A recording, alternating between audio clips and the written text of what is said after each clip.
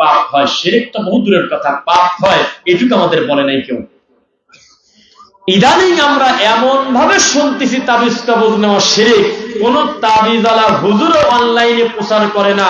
চলে আসুন আমাদের প্রচার মাইক লক্ষ্য করে দেখুন আমাদের ফাইলগুলো, তাবিজ হলে মাত্র 1000 টাকা থেকে কমিয়ে 500 টাকা করা হয়েছে। বলে কোনদিনকে দেখেছেন কোন তাবিজওয়ালা মাইকে বলে, ঘোষণা দিয়ে ফেসবুকে বলে দিয়েছে কে কোথায় আসেন চলে আসেন?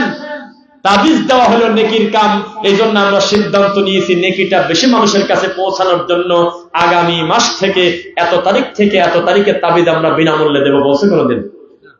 তার মানে তারাও জানে যে এটা শিরক। তারা জানে না? বুঝতেছেন না? তারাও জানে কি তাবিজ শিরক। এই জন্য যারা তাবিজ লেখালেখি করে তারা খুব ঘাপটি মারি থাকে, নীরবে লেখে, তারা আলাদা করে কোনো ডিসপেন্সারি খুলে বসে নাই। দেখেন আপনাদের মিরপুর বাজারে গিয়ে তন্ন তন্ন করে খুঁজে দেখেন কোন হুজুরটা কোন আলেমটা একটা দোকান দিয়েছে, দোকানের নাম হলো তাবিজের দোকান। কেন দিল না? এটা যদি আসলেই ভালো হয় দোকান দেবো, চিৎকার করে খুশি মনে আমিও দোকান দেবো আগামীকালকে, যে তাবিজ বিক্রি হয়, আমার আল্লাহর কোরআন মাজিদ দিয়ে তাবিজ দেবো। কেন প্রকাশ্যে তারা বলে না? কেন বলে না? মিলাদ পড়ে আপনার মানুষের উপকার যদি করা যেত, আমি হুজুর ঘোষণা দিয়ে দেব আমরা মিলাদ পড়ব, তবে টাকা নেব না, আপনারা চলে আসেন, খুশি হয়ে 20 টাকা 50 টাকা যা দিবেন আসেন, আমাদের প্যাকেজ চলতেছে 3 মিলাদ সমান সমান 120 টাকা। বলে না কেন? প্রত্যেকটা বেদাতি তাদের বেদাতের ব্যাপারে খুশি হয়ে বলে না কেন চিৎকার দিয়ে, আসো আমাদের কাছে তাড়াতাড়ি, আমরা তোমাদেরকে প্যাকেজ দিয়ে দেব। তার মানে তারাও জানে এই কোনোদিন প্রচার করার জিনিস না, এই কামটা ভালো না। এইভাবে একদিন এই দেশটা কোরআন সুন্নাহয় পূর্ণ হয়ে যাবে ইনশাআল্লাহ। যারা বলে আর কতদিন ধৈর্য ধরবো, তাদেরকে এই মাঠটা দেখান। এই মিরপুরবাসী আজকে থেকে 30 বছর আগে আরিফুল ইসলামরা জন্ম হওয়ার আগে অথবা কিছুদিন আগ পর্যন্ত কেউ জানতেও পারে নাই, এক জায়গায় বসে কোরআন সুন্নাহর কথা 10 জন শুনবে, কোনোদিন তাদের মাথায়ও ছিল না। আজকে শত শত মানুষকে আল্লাহ বসার তৌফিক দিয়েছে। আজকে থেকে 15 বছর আগে 10 বছর আগে এই গ্রামে যারা কোরআন সুন্নাহ দাওয়াত শুরু করেছিল, তাদের এই চিন্তা ছিল এক সময়, আল্লাহ আমি ছাড়া তো আর কেউ দিন মানে না, এই কঠিন পরিস্থিতিতে আমি কিভাবে দাওয়াত দেই, আমার কথা তো কেউ শোনে না, আর কি কেউ থাকবে? তখন ছিল 2 জন, এখন হয়েছে প্রায় 200 ছিটিয়ে ছড়িয়ে আছে। এভাবেই দাওয়াতি কাজ হবে, কুকুরের বাচ্চার মতো নয়, গরুর বাছুরের মতো নয়। রব যাকে হেদায়েত দিবেন তিনি হেদায়েত প্রাপ্ত হবে। সংখ্যা বাড়ানোর দায়িত্ব আমাদের না, সংখ্যা বাড়ানোর দায়িত্ব যদি আমাদের হয়, আমাদের থেকে বেশি সংখ্যায় বাড়ে হলো পীরের মুরিদরা। যিনি আমরা সংখ্যা বাড়ানোর দায়িত্ব নিতে আসি নাই, আমরা দাওয়াত দিয়ে দেব, মুমিনের কাছে গ্রহণ করবে কি না করবে তাদের ব্যাপার, আমরা চিৎকার দিয়ে তাওহীদ প্রচার করে যাব ইনশাআল্লাহ। ও মুসলমান, আমাদের পাবনা একটা কথা বলে মাঝে মধ্যে, যে পাগল কিন্তু বসে নাই। বলে আপনার দিকে পাগল কি বসে থাকে? এই অমুককে ঢেল দেবে, অমুককে এটা করবে, লুঙ্গি নিয়ে টান দেবে, কোনো না কোনো কাজে পাগল ব্যস্ত থাকে, পাগল বসে থাকে না। আপনাকে আমি বারবার বলতেছি, কেউ কিন্তু বসে নাই। এই কনকনে শীতের ভিতরে ঠান্ডার দিনে নিজের ঘরে নিজে ডবল কম্বল দিয়ে শুয়ে থাকেন, অথচ এই শীতের ভিতরে নামমাত্র একটা লুঙ্গি নিয়ে, একটা পাতলা চাদর নিয়ে, বেড খেতা নিয়ে চলে গেছে 200-500 কিলোমিটার ফাঁকে, তখনও তার হাতে কোরআন নাই, আছে হলো ফাদাইল আমল। এই লোকটা কত কষ্ট করতেছে তার ফাদাইলকে প্রতিষ্ঠিত করার জন্য। এই কনকনে শীতের ভিতরে চলে গেছে বাবার দরবারে, 3 দিন 5 দিন 7 দিন 10 দিন চলে যায়, বাড়িতে আসে না, কি যে খায় কি না খায় হিসাব নাই, নিজে রান্না করে কষ্ট করে খাচ্ছে, অথচ তার বাড়িতে কাজের লোক আছে 3 জন, তখনও তার হাতে কোরআন নাই, হাদিস নাই। আর আমরা কোরআন হাদিস নিয়ে মানুষের কাছে যাব, এত সস্তা নাকি? যদি দাওয়াতি কাজ না করি, কষ্ট না করি, একাই কাজ হয়ে যাবে। এই সমাজে এখনো বলা যায় যে কোনো মাহফিলে দাঁড়িয়ে আমাদের সামনে যে শ্রোতারা বক্তব্য শোনে, 90% জন ফজরের নামাজ জামাতে পড়ে না। এই সমাজে আরো শত হাজারো বছর দাওয়াত দিতে আমরা প্রস্তুত, আমরা এত তাড়াহুড়া করতেছি কেন? এখনো কোরআনই চেনে না। যে কোনো মাহফিলে গিয়ে আন্দাজে ধারণা করেও যদি আমরা বলি 10 জন মানুষ হাত তোলেন যিনি আল্লাহর কোরআন মাজিদটা বুঝে বুঝে পড়তে পারেন, 5 জন মানুষের হাত ওঠে না। আমি কি বানায় বলছি কিনা বলেন? এরাই আবার মন্তব্য করে আমরা নাকি ইহুদির দালাল। আর টুপিওয়ালা হুজুরদের সবচেয়ে ছোট গালের নাম হলো ইহুদির দালাল। তুই খ্রিস্টান, তুই আমেরিকার ডলার খাস, এর থেকে ছোট গালি আর নাই। মানুষ একজন একজনকে গালি দেয়, গালি দেওয়া তো অন্যায়, ছোট একটা গালি দেয়, কিছু দেয়। আর আমরা হুজুর আর এক হুজুরকে গালি দেওয়া শুরুই করতেছি, তুই খ্রিস্টান, তুই আমেরিকা থেকে টাকা পাস। এই কথা যারা বলে তারা কিন্তু ওই 90 ভাগের ভিতরে মুসলমান, যেই 90 ভাগের 99 ভাগ শতকরা নামাজ পড়ে না, কোরআন পড়তে জানে না, আল্লাহ কোথায় আছে জানে না, রাসূলের ব্যাপারে সুধারণা নাই, দিন ধর্ম কিছুই জানে না। মুসলমান, এক বাক্যে প্রমাণ করে দেব, আল্লাহ আমাদেরকে এলেম অর্জন করতে বলে নাই, ওহীর এলেম অর্জন করতে বলেছে, সালাত আদায় করতে বলে নাই, রাসূলের মতো পড়তে বলেছে, যাকাত দিতে বলে নাই, রাসূলের মতো দিতে বলেছে, হজ করতে বলে নাই, হজটা নবীর পদ্ধতিতে করতে বলেছে। যত ইবাদতের নাম বলবেন প্রত্যেকটা ইবাদত একজনের মতো করে বলতে বলেছে, একা একা করতে বলে নাই। আকীদার মানদণ্ডে, তাওহীদের মানদণ্ডে আমার কাছে একটা মাইক্রোফোন দিয়ে দেন, একটা ক্যামেরাম্যান দিয়ে দেন, এই দেশের হাজার হাজার মসজিদের ইমামের কাছে আমি যাব, গিয়ে আমি বলবো আমার আল্লাহ আছে কোন জায়গা, বিদআত কাকে বলে, শিরক কাকে বলে, ঈমান ভঙ্গের কারণ কয়টি, এই 3-4টা প্রশ্ন করার পরে 1000-এ 10 জন যদি সঠিক উত্তর দিতে পারে তাহলে আমি মিথ্যুক। জানে না, 99 জন বলে দেবে আল্লাহ নাই কোন জায়গা, আল্লাহ আমার কলবে আছে। এইভাবে ডাইরেক্ট আল্লাহর উপরে মিথ্যারোপ করবে। আমি কি মিথ্যা বলছি? যদি বলেন ওযু ভঙ্গের কারণ কয়টি, এখানে প্রায় সবাই বলবে 7টি। নামাজ ভঙ্গের কারণটি বলবে 19টা। আছে কোন জায়গা, মেলে কিনা মেলে তা কিন্তু জানি না। কিন্তু যদি বলা হয় ঈমান ভঙ্গের কারণ কয়টি, শুধু আমাদের এই শ্রোতারাই বুঝবে, বাকি এদের পাশে আরেকটা মাহফিল হচ্ছে, ওখানে গিয়ে বক্তা শ্রোতার 10 জন লোক যদি বলতে পারে ঈমান ভঙ্গের কারণ কয়টি কি কি, তাহলে আমি মিথ্যুক। হাসবে, এটা আবার কি? কারণ তাদের কাছে সবচেয়ে কমাদামি জিনিসের নাম হলো ঈমান এবং আকীদা। এই জিনিসের কোনো মূল্য নাই। তাই আপনাকে বলি, হে মুসলমান, ঈমান আকীদা বিশুদ্ধ করার জন্য আস-সুন্নাহ আস-সালাফিয়া মাদ্রাসা যে উদ্যোগ নিয়েছে, এর সঙ্গে আমরা সবাই থাকবো, বলেন ইনশাআল্লাহ। সবাই থাকবো, লিল্লাহি তাকবীর। এই আস-সুন্নাহ আস-সালাফিয়ার ব্যানারে খুব কাছাকাছি আপনার এই মহাসড়কের পাশে ইনশাআল্লাহ প্রায় আধা বিঘা জায়গা নিয়ে একটি দিনের মার্কাজ হবে, যেখানে স্বাধীন মতো আল্লাহর কোরআন হাদিস পড়া যাবে। আমার মা বোনদের জন্য ভিন্ন পরিবেশ, আমার পুরুষ ভাইদের জন্য, ছেলেদের জন্য আলাদা পরিবেশ, একটা ব্যতিক্রম ধর্মী দিনী প্রতিষ্ঠান হতে যাচ্ছে। আপনারা খুশি না বাজার? ইনশাআল্লাহ। দোয়া করতে কি পয়সা লাগে? আচ্ছা, আমি একটা কথা বলে ফেলছি, কেউ তো প্রশ্ন করেন না, ধরেন না। কোরআন হাদিস পড়বে কিভাবে বলছিলাম? না না, স্বাধীনভাবে। বুঝেন না কিভাবে? এটার ব্যাখ্যা আমার কাছে জিজ্ঞাসা করেন, বলেন তো হুজুর আমি বুঝি না, আপনি বলেন, ব্যাখ্যা শুনবেন।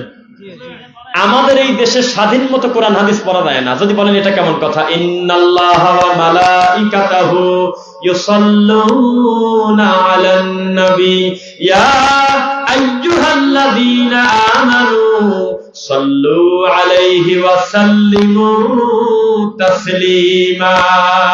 আল্লাহ, এটা টানি চলে যাচ্ছে, টানি চলে যাচ্ছে। এর নাম হলো সিটি গোল্ড, চকচক করতেছে সুন্দর, কিন্তু আসল গোল্ড না, এটা হলো গাভীর সোনা দিয়ে সিরা ভিজা খাওয়ানো। এর নাম স্বাধীনভাবে আল্লাহর কোরআন বোঝা না। যেই জিনিসের প্রতিষ্ঠাতা প্রিন্সিপাল হলো ইবলিস, শয়তান, এই জিনিস আমি বলার পরে যদি চা খেতে দিতাম, যদি টয়লেটেও চলে যেতাম, বিপদে পড়ে আসে দেখতাম আমার মুসল্লিরা পড়তেইছে সাইয়্যিদিনা মা পড়ে যাচ্ছে। কিন্তু বক্তব্যের শুরুতে আমি বলেছিলাম আল্লাহুম্মা সাল্লি আলা মুহাম্মাদ ওয়া আলা আলি মুহাম্মাদ। আমার পাশে ডানে সামনে একজন আমার সাথে ঠোঁট মিলায় নাই, মিলাতে বাধ্য না, তবে একজন বললেও না আমার সাথে হুবহু সমান তালে, কিছু লোক বাদে। আমরা হয়তো শুনি নাই, খুব কম। কারণ আমাদের এই দেশে অফিসিয়ালি স্বাধীন মতো আমরা বুঝে গেছি, আমাদের এই দেশের মিলাদের বাজারটা ভালো, দরুদের মার্কেট খুব একটা ভালো না। এ বেচারার কোন উন্নতি নেই, এ নামাজেই পড়ে থাকে। অথচ বিশুদ্ধ মত হল 4 জন ইমামের ঐক্যমত, কেউ যদি তাশাহুদের বৈঠকে দরুদ ইচ্ছা করে না পড়ে তার নামাজ শুদ্ধ হবে না। অথচ এই দরুদটা এতই বেদামি, নামাজের বাইরে জালসায় চলে না, মাহফিলে চলে না, মসজিদে চলে না, জুমায় চলে না, একবারে অচল, সব জায়গা চলে। বালাগাল উলাবে কামালিহি, আছে কোন জায়গা? এটা এলেম। স্বাধীন মতে দেশে কোরআন হাদিস পড়া যায় না। কুল লা ইয়ালামু মান ফিস সামাওয়াতি ওয়াল আরদিল গায়বা ইল্লাল্লাহ। স্বাধীন মতো আয়াতটা অনুবাদ করে মাদ্রাসায় পড়ায় না হুজুররা। এক হুজুর বলতেছে এই আয়াতে নাকি আল্লাহ নিজেই ইল্লাল্লাহ জিকির করে। আল্লাহ নিজেও বলে ইল্লাল্লাহ জিকির করে, এটা একটা ইলম না? অথচ আমরা এই আয়াতে পাইছি কে আছে? হে নবী বলে দেন কে আছে আল্লাহ ছাড়া আসমান আর জমিনে গায়েবের মালিক? আছে কেউ? ফুল উল্টা ব্যাখ্যা করে হাজার হাজার মাদ্রাসা চলতেছে। এইবার আপনি বলেন তো, স্বাধীন মতো কোরআন হাদিস আমাদের দেশে পড়া হয় না পড়া হয় না? আমরা চাই as-sunnah as-salafiyya যে উদ্যোগ নিয়েছে, স্বাধীন মতো বাচ্চারা আল্লাহর ওহীর শিক্ষা অর্জন করবে ইনশাআল্লাহ। স্বাধীন মতো প্রাণ ভরে, কোনো ব্যক্তি কেন্দ্রিক না, কোনো দল কেন্দ্রিক না, কোনো পীর কেন্দ্রিক না, কোনো জায়গায় নিজেকে জিম্মি করে না, স্বাধীন মতো সাহাবায়ে কিরামদের ব্যাখ্যায় মুহাম্মদ সাল্লাল্লাহু আলাইহি ওয়াসাল্লামের বুঝ অনুযায়ী কোরআন হাদিস তারা পড়বে। আল্লাহ তুমি তৌফিক দাও।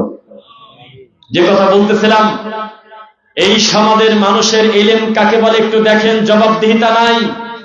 হাজার হাজার জাল হাদিস মেনে নিয়েছে, হাজার হাজার মসজিদের ইমাম রাস্তায় দাঁড়িয়ে যেতে প্রস্তুত আছে, তবু আহলুস সুন্নাহ ওয়াল জামাতের আকীদার আহলুল হাদিসদের কোন মাহফিল যাতে না হয় চেষ্টা করতে তারা প্রস্তুত। এই তো সিলেটে গত কয়েকদিন আগে আমি নিজেও সে জায়গার বক্তা, প্রায় 12 জন আলেম আমরা রওনা দেওয়ার আগেই এই হুজুররা গিয়ে নারায়ে তাকবীর দিয়ে হাজার হাজার নিরীহ মুসলমানদেরকে নিয়ে, বাচ্চাদেরকে নিয়ে এই মুহূর্তে আউশকান্দি মৌলভী বাজারে আল্লাহর একটা ঘর এখন বর্তমান তালা ঝুলতেছে, নামাজ পড়তে দেবে না। অথচ দরদ নিয়ে, মায়া নিয়ে, আপনার পাশের জেলা, আপনার জেলাতেই জন্ম নিয়েছিলেন একজন, তিনি মারা গিয়েছেন, ডক্টর খন্দকার আব্দুল্লাহ জাহাঙ্গীর রাহিমাহুল্লাহ। 2016 সালে অ্যাক্সিডেন্ট করে তিনি মারাত্মকভাবে মারা গিয়েছেন। আল্লাহ তুমি ক্ষমা করো, তার প্রতি দয়া করো। এই মানুষটা বলেছিলেন, আমি জোরে আমিন বলি না, আচ্ছা আমি না বললাম, কিন্তু যারা বলে তারা কি পরিমাণ পাপ করে, তারা কি সুদখোরের থেকে বড় পাপ কিনা? আপনারা বলেন। কোন দিনও আপনি জীবনে বুকে হাত বাঁধেন নাই, কিন্তু যারা বাঁধে আপনার দৃষ্টিতে তারা কি ঘুষখোরের থেকে বড় পাপী কিনা, জিনাখোরের থেকে বড় পাপী কিনা বলেন একবার। অথচ এত বড় বড় মীমাংসিত বড় বড় পাপ আমরা আলেম ওলামা মেনে নিছি। কোনদিন আমি এই দৃশ্য দেখি নাই। একটা গ্রামে 50টা মসজিদ আছে, 50টা মসজিদের ইমাম এক জায়গা হয়ে একই বিষয়ে খুতবা দিয়েছে, এই এলাকায় বাদ্যযন্ত্র উঠাতে হবে। একদিন যদি বাদ্যযন্ত্র কারোর বাড়িতে জোরে বাজে, আমরা সেই বাড়ির লোকের জানাজা করব না। এই দৃশ্য আমি আজ পর্যন্ত দেখি নাই। আপনারা বলেন তো, বাদ্যযন্ত্র বাজানো বিয়ের অনুষ্ঠানে বা অন্য যে কোনো অনুষ্ঠানে বাড়িতে কি পরিমাণ নেকির কাম? হ্যাঁ, এটা কি মীমাংসিত পাপ না অমীমাংসিত পাপ? এটা কি 4 ইমামের মতে না 3 ইমামের মতে পাপ? সব ইমামের মতে বাদ্যযন্ত্র বাজানো হালাল না হারাম? তো এত বড় হারামের ব্যাপারে তুমি গুনাহ খুঁজে পারে না গো হুজুর। কোনদিন রাস্তায় আমরা হুজুররা বের হয়ে বললাম না, আরে তরিকা ভুলে যাও, কিসের নকশবন্দি, কিসের মুজাদ্দিদি, কিসের ফুরফুরা, জয়নপুর, সিলসিলা, আহলে হাদিস, সালাফি, মালিকি, শাফি, হাম্বলি, আসো আমরা কাঁধে কাঁধ মিলিয়ে সবাই সমাজ থেকে গান বাজনা উঠে দেওয়ার পরিকল্পনা করি। ও আমার দক্ষিণ পাড়া মসজিদের ইমাম, তোমার সাথে আমার বহু বিষয়ে মতানক্য আছে, তবে আমরা একটা বিষয়ে আজকে একমত হয়েছি, মসজিদের কোন দায়িত্বশীল কোন সুদখোরকে হতে দেব না। সবাই রেডি হও, নইলে আমরা ঝাঁটা পিটা করে তাকে বিদায় করব। দেখতাম যে তোমার ইমানের পাওয়ার কত। বড় বড় পাপ মেনে নিয়েছে হুজুররা, কিন্তু জোরে আমিন মানতে পারে নাই, বুকে হাত বাঁধা মানতে পারে নাই, রফুল আদাইন মানতে পারে নাই, তাবিজ কবজ শিরিক এটা মানতে পারে নাই। এই সমস্ত মীমাংসিত বিষয়গুলো তারা মানতে পারে নাই, অথচ তারা তাকবীর দিলেই হাজার হাজার শ্রোতা তাদের রেডি। এর নাম হলো ধর্মীয় জাহেলিয়াত। বুঝতেছেন কথা? সবকিছুর ঊর্ধ্বে কি লাগবে বলেন তো? ওহীর ইলম লাগবে। কি লাগবে? ওহীর ইলম। ইলম ছাড়া টয়লেটে যাওয়া যায় না। আমার এই কথাটা বারবার মুখস্থ করে রাখেন তো বাবারা, ভাইয়েরা, বন্ধুরা, ছোট ভাইয়েরা, মা বোনেরা, যেই শুনতেছেন আমার এই কথাটা একটু মুখস্থ করেন তো দেখি। ইলম ছাড়া টয়লেটে যাওয়া যায় না। যায় নাকি? দোয়া নাই সেখানে? হাই কমিটি বসে পানি খরচ করার সিস্টেম আর বদনা দিয়ে সিস্টেম এক নাকি? বিদেশে একটা টয়লেটের হাইকমোটের একটা সুইচ আমি দিছিলাম, ফেসবুকে পোস্ট দিছিলাম, সেখানে দেখলাম যে বাটন আছে 15-20টা। মানে কোন বাটনে কি লেখা আছে এটা এলেম লাগবে না? জোর করে আপনাকে ধরে নিয়ে যায় জাপানের একটা পায়খানায় যদি বসা দেই, আপনি তো একেবারে গুলা ফেলবেন। মানে আপনার এলেম লাগবে। এলেম ছাড়া আপনি টয়লেটে যেতে পারবেন না, অথচ এলেম ছাড়া আপনি জান্নাতে চলে যাবেন। আপনি পাগল নাকি? ভাববেন কোন? এলেম ছাড়া কিচ্ছু চলবে না। কথা এবং কাদের পূর্বে এলেম, এই কথা যিনি বলেছেন তার নাম ইমাম বুখারী রাহিমাহুল্লাহ। তিনি বলেছেন কথা এবং কাদের পূর্বে এলেম। আল কওল ওয়াল ইলম ক্বাবলা আল কালাম। এলেম লাগবেই কথা এবং কাদের পূর্বে, তাছাড়া চলবে না। আমরা কি এলেম সহ কথা বলি না এলেম ছাড়া বলি? বেশিরভাগ এলেম ছাড়া। কোন এলেম টেলেম লাগে না, যা মন চায় বলে দিচ্ছি। কে জানি বলেছে, মুহাম্মদ সাল্লাল্লাহু আলাইহি ওয়াসাল্লাম বলেছেন, ও আমার মহিলারা, পুরুষরা নামাজ পড়বে যেভাবে তোমরা সেভাবে পড়ো না, কারণ নারীর আলাদা পুরুষের আলাদা 13টা পার্থক্য আছে বলে নুরানি নামাজ শিক্ষার বইতে পর্যন্ত বিভিন্ন জায়গায় লেখা। অথচ আল্লাহর নবী এমন কথা বলে গেছে কোনদিন? এলেম ছাড়াই গোটা একটা বইটা লিখে দেওয়া আছে, পুরো বইটাতে নাওয়াইতো লেখা, পুরো বইটাতে মানুষের তৈরি করা দোয়া দিয়ে ট্রেনে, বাসে, লঞ্চে হাজার হাজার কপি বিক্রি হচ্ছে বই, অথচ এই বইটা আল্লাহর নবীর সালাতকে হত্যা করতেছে। কি জবাব দেবে? এলেম নাই। মন চাচ্ছে একটা লাইব্রেরি ছাপাই দিচ্ছে বই, হাজার হাজার কপি বিক্রি হচ্ছে। সবাই আমার দিকে তাকান, অনলাইনে যারা দেখেছেন তারা একটু জবাব দিন তো। কিছুদিন আগে আমি ফেসবুকে পোস্ট দিয়েছিলাম আল্লাহর কোরআন মাজিদের উপরে ফাদায়েলে আমল বই রাখা। কেউ কি দেখছিলেন? দেখছেন না? হ্যাঁ দেখছেন। ভিতরটা আপনি একটু খারাপ লাগে জানি কথা শুনে। হ্যাঁ মুরব্বী কথা বলেন, খারাপ লাগে নাই বাবা? আল্লাহর কোরআন মাজিদের উপরে জায়গা হয়েছে ফাদায়েলে আমলের। এটা এক। আরেকটা ভয়ঙ্কর কথা শোনেন। এই যে ক্যামেরাম্যান আমার সাথে আছে, ও ক্যামেরা ধরেছিল আমার দিকে, আর আমি কোরআন মাজিদটা একটু বের করে দেখাইছি জাতিকে, ফাদায়েলে আমলটাও বের করে আমি দেখাইছি। কোরআন মাজিদটা একটা পৃষ্ঠার সাথে আর একটা পৃষ্ঠা লাগিয়ে রয়েছে সাদা ফকফকা, ছাপানো হয়েছে যেভাবে ওইভাবে ধরে নিয়ে এসে সেটা রেখে দিয়েছে, ধরার লোক নাই, এজন্য চকচক করতেছে। ছাত্রর বই চকচক করা ভালো লক্ষণ না, তার মানে পরে নাই শেষ হয়ে থাকে। আর ফাদায়েলে আমলের পৃষ্ঠা যখন উল্টাতে যাচ্ছি তখন ছিঁড়ে ছিঁড়ে বাড়া আসতেছে, ভিতরের পাতাগুলো ছিঁড়া, একেবারে দড়ি খুলে গেছে। এত পড়া হয় প্রতিদিন এবং মার্কিং করা প্রায় 50 জায়গা, 50টা আলাদা আলাদা শ্রোতা, আলাদা আলাদা মানে আপনার পাঠক পড়তে পড়তে দাগ দিয়ে রাখছে। এটা হলো কিয়ামতের আলামত। কিসের আলামত? কোরআনের যোগ্য মান নাই, ইসলামের যোগ্য মান নাই। মিনিটে মিনিটে আবুল সরকারের মতো কুলাঙ্গার রেডি হচ্ছে আমাদের এই দেশে, নুরা পাগলার মতো কুলাঙ্গার, অসভ্য, অমানুষ, পশু, তারা নিজেদেরকে দাবি করতেছে ঈসানবী। এই দেশে কখন কিয়ামত হবে তা আমরা জানি না, তবে অলরেডি আমরা দাজ্জালের ফিতনার ভিতরে পড়ে রয়েছি। এই জাতির কোনো জবাবদিহিতা নাই।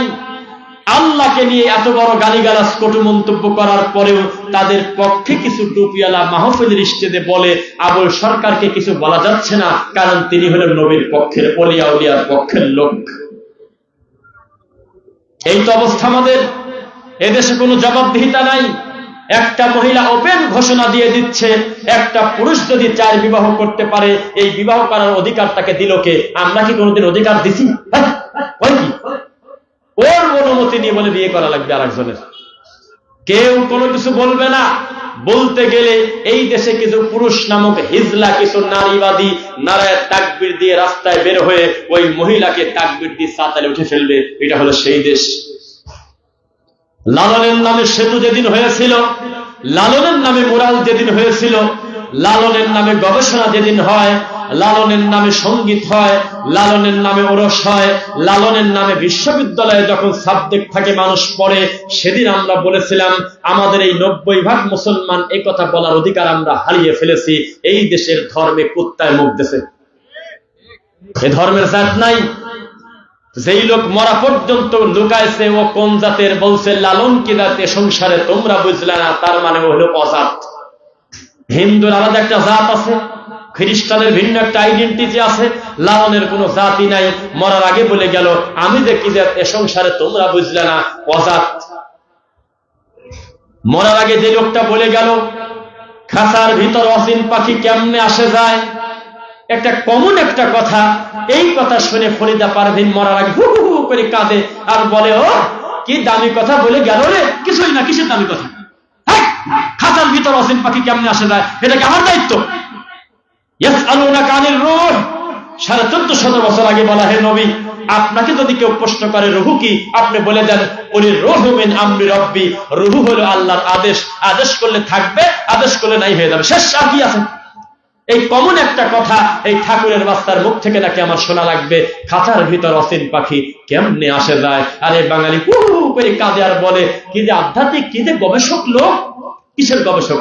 জাত মূর্খ, গাঁজাখোর, এই নেশাখোরকে ভালোবেসে হাজার হাজার মুসলমানের বাচ্চা সেখানে ইমান হারা হচ্ছে, অথচ কে কার জবাব দেয়? কোন জায়গা থেকে এসে এই ঠাকুরের পক্ষে এসে গাঁজা খেতে খেতে গলায় থেকে মরে গেছে, তার নামে কবর দিয়ে তার নামে আবার মাজার বানিয়ে দিয়েছে। জাতির গজব হবে না কি হবে? কিসের মুসলমান 90%? লজ্জা করা উচিত। 90% মুসলমানের শতকরা হিসাব করলে আজ 90 জন কোরআন পড়তে পারে না, আজ 90 জন আল্লাহকে শ্রদ্ধা দেয় না, আল্লাহ আছে কোন জায়গা জানে না। এবার আমি 90% মুসলমান। মিথ্যুক, ধোঁকাবাজ। কোরআন পড়ো, হাদিস পড়ো, আল্লাহ সম্পর্কে সঠিক ধারণা রাখো। আল্লাহর নবী একটা কাজের মেয়েকে বলল যে আইন আল্লাহ, বলো তো আল্লাহ কোন জায়গা? তখন সে বলল আল্লাহ নাই কোন জায়গা, নাকি বলেন? কি বলছিল? উপরের দিকে দেখায় নাই না নিচের দিকে দেখাইছে? এই যে হাসি আসে যে হুজুর কয় যে আল্লাহ নাই কোন জায়গা, ও কিন্তু মোনাজাত উপর দিক ধরে। কি দুঃখের কথা, জালা কাকে বলে? ও একবারও মোনাজাত ধরে বলে না যে বেহাক্কে লা ইলাহা ইল্লাল্লাহ, চারদিক ঘুরবে খালি। চতুর্দিকে তার হাতটা ঘোরানোর কথা, কারণ আছে তো চারদিক। আবার বিপদে পড়লে কয় ওপরওয়ালা তুমি রক্ষা করো, তা বলবে কেন? চতুর্দিকের আল্লাহ, কলবের আল্লাহ, আমাকে তুমি বাঁচাও, কেউ বলে না। বলছে কোনদিন দেখছেন? যে না, রহমানের স্থান সবার উপরে। আর রহমানু আলাল আরশি ইস্তাওয়া, তিনি উপরে।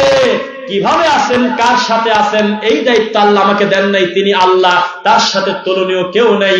আল্লাহুস সামাদ, তিনি অমুখাপেক্ষী। লাম ইয়ালিদ ওয়ালাম ইউলাদ, জন্ম দেন নাই, জন্ম নেন নাই। ওয়ালাম ইয়াকুল্লাহু কুফুয়ান আহাদ, তার সমকক্ষ দাঁড় করানোর মতো কেউ নাই। আপনি কিভাবে বলতে পারেন আল্লাহর হাত মানে হলো কুদরত? কি হলো? আল্লাহর হাত মানে কুদরত বলে কিনা বলেন? যখন আল্লাহ বলেছে 2 হাতের কথা, সেখানে আপনি কি ব্যাখ্যা করবেন? জবাব নাই। আল্লাহর যোগ্য মান আমরা দেই নাই। ওমান আযলামু মিম্মান ইফতারা আলাল্লাহি কাযিবা, তার থেকে বড় জালেম কে আছে যে আমি আল্লাহর উপরে মিথ্যারোপ করে? আমি বলেছি আমি উপরে থাকি, আমি রহমান, সূরা তাহা 20 নম্বর সূরার 5 নম্বর আয়াত। ওরা বলতেছে আপনি হলো সব জায়গা। এটাকে জুলুম করা হলো কিনা? আমি বলেছি মুহাম্মদ সাল্লাল্লাহু আলাইহি ওয়াসাল্লাম মাটির তৈরি মানুষ, তার আব্বা আদম, তার আব্বা আব্দুল্লাহ, তিনি মাখলুক, তিনি খালেক না। আর তোমরা জোর করে বললে আমি নাকি সর্বপ্রথম বানাইছি হলে মুহাম্মাদের নূর। এই কথা আছে কোন জায়গা? দাঁড়ান দাঁড়ান, আজকে একটা বিষয় বক্তব্য দিয়ে দেই, যেহেতু আমার বিষয় হলো এলেম। আপনি আশ্চর্য হয়ে যাবেন যে আবুল সরকারকে ডেলিভারি দিয়েছে আমাদের মতো কিছু হুজুর টুপিওয়ালা। প্রমাণ দিয়ে আজকে যাবো, নাহলে আমাকে বাজে রাখবেন। আশ্চর্য লাগবে না কথা শুনে? আবুল সরকারদেরকে পুষে রাখছে হলে আমাদের মতো কিছু হুজুর। প্রমাণ দেব এক। আসলে আবুল সরকার বলছিলটা কি, এটা তো কেউ বলেন না একবারও। খালি বলেন যে উনি গালি দিয়েছে আল্লাহকে, অবশ্যই পাপ। কিন্তু কি বলছিল এটাকে জানেন কেউ? উনি বলছিল যে আল্লাহ এক এক জায়গায় এক এক কথা বলে। বলে নাই? কি বলছে? আল্লাহ নাকি বলছে আউয়ালু মা খালাকাল্লাহু ইশক, আল্লাহ প্রথম সৃষ্টি করেছে প্রেম। কোরআনে আছে না হাদিসে আছে? কোথায় আছে? কত নম্বর আয়াত? আবার নাকি আল্লাহ আরেক জায়গায় বলে আউয়ালু মা খালাকাল্লাহু নূরি, প্রথম সৃষ্টি করছি নূর। আছে কোন জায়গায়? হাদিসে না কোরআনে? এবার আমাকে উত্তর দেন। দোষটা আবুল সরকারকে গালিলেন, ও তো ল্যাংটা, ওই তো মান দেওয়ার চিন্তা নাই। কিন্তু হুজুর মানুষটা ইওয়াজ করে না ভাই, যে প্রথম সৃষ্টি হলো নবী আদম নবী না, আদম নবী না। আদম নবী যার ওসিলা ধরে ক্ষমা পাইছে সেই নবীর নূর মোবারক ময়ূরের আকৃতিতে ছিল ৭০,০০০ বছর। বলে না? তো সুযোগ তো ওই দিনে পাইছে। এই আবুল ল্যাংটা ও মনে করছে কি, যেহেতু হুজুররা ওয়াজ করে বলে দিয়েছে সর্বপ্রথম আল্লাহ নূর তৈরি করছে, তাহলে আল্লাহর কথা তো মিলল না। কথা তো ঠিকই কয়েছে। যদি আল্লাহ 3 জায়গা 3 কথা বলে, এটাই যদি ধর্ম মনে হয়, তাহলে তো ঠিকই বলছে। আসলে আল্লাহ বলে নাই, আমরা হুজুররা বলছে এই কথা, নাকি বলেন? লান তাজিদা লিসুন্নাতিল্লাহি তাবদীলা, আল্লাহর নিয়মের কোনদিন কোনো পরিবর্তন হয় না, হয় কোন জায়গায় নিয়মের পরিবর্তন হয় না। কিন্তু আমরা যখন প্রতিষ্ঠিত করে ফেলেছি, সবাই বলেন তো দেখি, সর্বপ্রথম আল্লাহ আদম নবী আলাইহিস সালাতু ওয়াস সালামকে মানুষ হিসেবে তৈরি করেছেন, এই কথা বেশি লোক বিশ্বাস করে, নাকি আল্লাহর নবীর নূর মোবারক তৈরি করেছে বাংলাদেশের মানুষ বেশি বিশ্বাস করে? কোনটা? নূর। এইবার গণতান্ত্রিক লোক, আমার দিকে একটু তাকান। গণতান্ত্রিক সিস্টেমে আপনাকে একটু ধর্ম বোঝাই। চট্টগ্রামে, বিবাড়িয়াতে, পাবনাতে, কুষ্টিয়াতে, রাজবাড়ির কাদেরিয়া তরিকার যেসব আছে, ওদের ভিতর আপনি ব্যালট বাক্স রেখে দেন যে হক বাতিলের জয় হবে, আমরা পার্থক্য বুঝবো। এক পাশে লিখে দেন আল্লাহর নবী মাটির তৈরি, আর এক পাশে লিখে দেন আল্লাহর নবী নূরের তৈরি। আর সবাইকে স্বাধীন মতো ভোট দিতে দেন। আপনারা তো স্বাধীন চান, তাই না? স্বাধীন মতো ভোট দিতে দেন। তো এখানে কি হক বেশি ভোট পাবে না বাতিল বেশি ভোট পাবে? চট্টগ্রাম থেকে বিনা প্রতিদ্বন্দ্বিতায় 1900 ভোট বেশি পেয়ে এই নূরের পক্ষালারা জয়যুক্ত হয়ে যাবে। বিবারিয়াতে ভোটই হবে না, আগেই মাটিয়ালারে পিঠের চামড়া তুলে দেবে। জি না, ফয়সালা জমিনে হবে, এই কথা মিথ্যা। একটা মালায়ন আমাকে ভোট দেবে আর আমি সেই ভোটে ধর্ম প্রতিষ্ঠিত করে দেব, এই ধোঁকাবাদী মিথ্যা। আমার এই চিন্তাবাদ দিয়ে বলবো, এই দুনিয়ার সবাই বেনামাজি হলে আল্লাহর কিছু আসে যায় না, হক হকই থাকবে। আমি মরা পর্যন্ত তাওহীদ নিয়েই কবরে যেতে চাই ইনশাআল্লাহ। এর নাম হলো তাওহীদ। আচ্ছা, সবাই একটু তাকান। আমি একটা কথা বলছিলাম শুরুতে, আকীদা এবং সঠিক তাওহীদের মাপকাঠিতে আমাদের এই দেশে কয় % মুসলমান হবে একটু ধারণা করেন?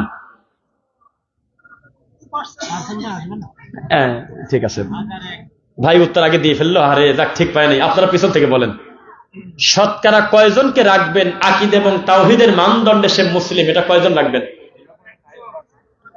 আমার এই ভাই একটা উত্তর দিয়েছে, উত্তরটা পছন্দ হয়েছে। উনি বলছে কি, শতকরার হিসাবে ধরেন না, এটা হাজারের আলোচনায় আসেন। কথা তো ঠিকই বলছেন, শতকরার হিসাবে আলোচনা আনা যাবে না, হাজারে 2-1 জন আছে কিনা সেই চিন্তা করতে হবে। আমি কি মিথ্যা বলছি নাকি? মুসলমান, আল্লাহর কসম করে বলতেছি, সেই দিন এই দেশ 90% মুসলমান বলার অধিকার হারিয়ে ফেলেছি। যেই দিন ল্যাংটা মহিলা এসে কোটি কোটি টাকা নিয়ে আমাদের এই দেশে নাচানাচি করে গেল, একটা টুপিওয়ালা রাস্তায় বের হয় নাই। আর জাকির নায়েক আসার ঘোষণা দেওয়ার আগেই এয়ারপোর্ট ঘেরাও করার ঘোষণা দিয়েছে হুজুররা। সেই দিন আপনি মুসলমান বলার অধিকার হারিয়ে ফেলেছেন। যেই দিন এই দেশে পাকিস্তান থেকে, ইন্ডিয়া থেকে নায়ক নায়িকা এসে একটু নাচানাচি করে 10 কোটি টাকা নিয়ে আমাদের দেশের প্রধানমন্ত্রীর হাত থেকে, রাষ্ট্রপতির হাত থেকে গলার মালা নিয়ে বর্ডার পার হয়ে চলে গেল, সেই দিন এই দেশের মুসলমানদের হাড়িতে কুত্তায় মুখতেছে। এটা মুসলমান বলার অধিকার নাই। তাই যদি থাকতো, ডক্টর জাকির নায়েক এই দেশে এসে স্বাধীন মতো 2টা কথা বলবে, এটা আমাদের ইমানের দাবি। হয়ে গেল উল্টা। কি বলেন আপনি? ডক্টর জাকির নায়েক নাকি মনে আশা করছিল 28শে নভেম্বরে ঢুকবো, 1টা মাস আমি আমার প্রিয় বাংলাদেশে থেকে আমি দাওয়াতি কাজ করবো। তিনি বলছিলেন 1টা মাস যদি দেশে স্বাধীন মতো তিনি দাওয়াতি কাজ করতেন, কিছু উপকার আল্লাহ নিতেন না? জর্দা করতে সহ্য হবে না, মিলাদ গেল, জিলাপি গেল, তাবিজ গেল রে, এই সমস্ত গ্রুপের লোক 1 মাস তাকে থাকতে দিত, তা আমরা বিশ্বাস করি না। তারা অবশ্যই ব্যানার নিয়ে রাস্তায় বের হয়ে বলতো, আমাদের মাসাবকে দাফন কাফন করে দিতে আসছে এই লোক, বলতো, কালকেই বলতো। পিস টিভি বন্ধ যেদিন হয়, সেদিন আমাদের দেশের হুজুররা মিষ্টি খেয়েছে। পিস টিভি বন্ধ করার জন্য কিছু টুপিওয়ালা ব্যানার নিয়ে বলেছে পিস টিভি বন্ধ হোক, বন্ধ হোক। অথচ তার ল্যাংটা মা এসে বছরে বছরে নাচে যায় এই দেশে, জীবনে কোনোদিন খুতবাতে 1 মিনিট প্রতিবাদও করে না। রাগ করলেন মনে হয়? ওই রকম শিক্ষিত লোক চাই, যে কে ক্ষমতায় আলো কে গেল সেইটা বড় কথা না, তবে ভালোকে ভালো, মন্দকে মন্দ, মরা পর্যন্ত বলবেই, চিৎকার দিয়ে বাতিলকে বাতিল বলবে। ডান পাশে আওয়ামী লীগ, বাম পাশে বিএনপি, মুখামুখি জামাত, পিছনে রয়েছে ইউনূস সরকার। এই চতুর্মুখী লোক বসার পরেও এই উপস্থিত ওই জায়গায় বসে তাকে বলতে হবে জুলুমের শাস্তি কাকে বলে, সুদ কত বড় পাপ, জিনা কত বড় পাপ, পরের সম্পদ কত বড় খাওয়া পাপ, সবকিছু ধারাবাহিক ভাবে বলবে। 1 সেকেন্ড পিছু হবে না। ওই রকম বাপের বেটা এই দেশে দরকার। আরে কি কয়, যে আপনি আমার সার্টিফিকেট দিচ্ছেন, আপনি হলে আমাদের মা। হ্যাঁ, আর একজন আবার বলতেছে যে আপনি হলে জান্নাতি মানুষ। এই জোকার আছে কোন জায়গায় আমি তা জানি না, এ কোথায় আছে জানেন আপনারা? এ পাগলের আর খোঁজ নাই, পাগল বলতেছে আপনি জান্নাতি মহিলা। এটা এই দেশের হুজুররা পাউ চাটে।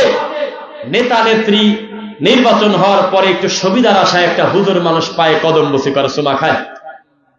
এই হুজুর মোনাজাত করলে মোনাজাত 7 আসমানের উপরে যাওয়ার কথা তো দূরে, পর্দাও তো উপরে যায় না। কিভাবে কাজ হবে? ইমানের সাথে মুনাফিকি করেছি আমরা, তাওহীদ বুঝি না, আকীদা বুঝি না, মানদণ্ড বুঝি না, দ্বীন বুঝি না। যারা রাসূলের পদ্ধতিতে ইবাদত করে তাদেরকে নাম দিছি ইহুদির দালাল। আমার কপাল কত বড় খারাপ।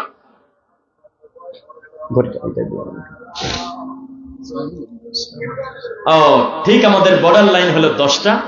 তার পূর্বে আপনাদের সামনে আমি 2টি কথা বলবো, একটু মনোযোগ দিয়ে শুনবেন। এই দেশে মসজিদ মাদ্রাসা নাই, সেজন্য করার দরকার না আছে? এই দেশে মাদ্রাসা একটাও নাই, আমি করব তারপরে হবে, এরকম না আছে? এই দেশে কেউ নামাজ পড়ে না, আমি শুরু করলাম, এরকম আছে? এরপরেও আমাদেরটা দরকার কেন? একটু এটা বোঝানোর দরকার আছে কিনা? আর সুন্নাহ সালাফিয়ার দরকার কেন, এটা আমি একটু মুখ দিয়ে বলি।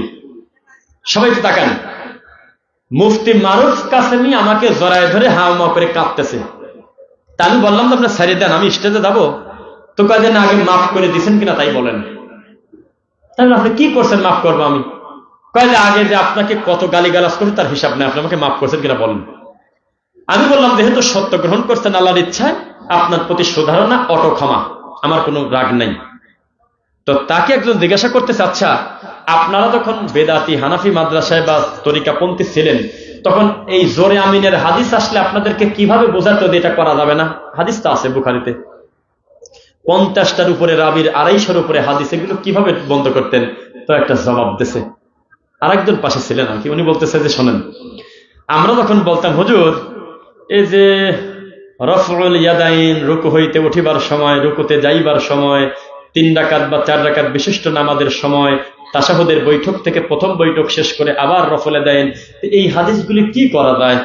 তখন আমাদের হুজুরদের মুখের দিক তাকানো যায় না, মনে হতো যে বাসর। তখন বলতো যে এই হাদিসটা কি তুমি ভালো বুঝেছো না ইমাম আবু হানিফা ভালো বুঝছে? তখন আমাদের তাক্কিলের দাঁত নাই, আমরা তো নিজেকে বিক্রি করে দিছি হুজুরের কাছে। তখন বলতাম জি জি জি জি জি, তাহলে ওইটাই ঠিক। যখন আমরা বলতাম যে তাবিজ নবী বলেছেন শিরক, তাবিজ, তো হুজুর এই হাদিসটা কি করা যায়, তাবিজ শিরক লেখছে, তখন হাহাক করে হুজুর হাসি বলতো এই হাদিসটা তুমি ভালো বুঝেছো না হাজার হাজার কিতাবের লেখক আশরাফ আলী থানভী ভালো বুঝছেন?